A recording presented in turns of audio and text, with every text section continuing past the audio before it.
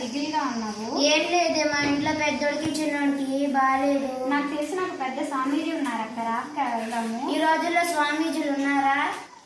మీ కొడుకులకి దెయ్యమో భూతమో బట్టుంటది, ఆయన చాలా మహిమ గల్ల వాడక్కరా, వెళ్దాము. సరే రా వెళ్దాం. నమస్కారం స్వామీజీ. నమస్కారం. వీళ్ళ ఇంట్లో వీళ్ళ కొడుకులకి దెయ్యం కానీ భూతం కానీ పట్టిందని అనుమానపడుతున్నారు స్వామీజీ. ఓ ఇంకా నీ పెద్ద కొడుకు దయ్యం పట్టింది, నీ చిన్న కొడుకు దయ్యం పట్టింది. ఆ దయ్యాలు నేను వదిలిస్తా. అది కావాలంటే 5,000 రూపాయలు ఖర్చు అవుతుంది. పెద్ద ముగ్గు వేయాలి, పెద్ద యజ్ఞం చేయాలి. ఇస్తావా 5,000 రూపాయలు? స్వామీజీ మీరు చూడండి ఇలా ఉన్నారు, మీరే మహిమ చేస్తారు. ఓసే పార్టీ, నా శక్తిని సంశయిస్తున్నావా? ఇప్పుడు చూడు.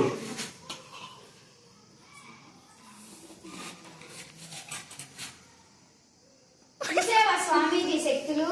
అయ్యో స్వామీజీ, నేను 5,000 రూపాయలు తెచ్చిస్తాను స్వామీజీ. పోయి 5,000 రూపాయలు తీసుకుంటున్నా. రా వెళ్దాం. ఆగండి రండి. ఏమమ్మా, మీ ఊర్లో అందరూ కూడా మూఢనమ్మకాలు పాలవుతున్నారు.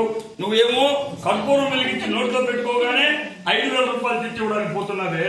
నీకు ఏమైనా తెలివి ఉందా? ఈ తెలివి నేర్పిద్దామని నేను ఈ అమ్మాయి కలిసి ప్లాన్ చేశాం. నిజంగా మీ పిల్లలిద్దరికి దయ్యం పట్టలేదు. వాళ్ళు నీరసంగా ఉండడానికి కారణం వాళ్ళ శరీరంలో ఫోలిక్ యాసిడ్ తగ్గిపోయింది. శుభ్రంగా బెల్లపూడలు తినిపించు. మీ ఇద్దరు పిల్లలు బాగుపడతారు. డాక్టర్ దగ్గర తీసుకెళ్ళు. ఇటువంటి మూఢనమ్మకాలు నమ్మద్దు. అర్థమైందా? సరే స్వామీజీ.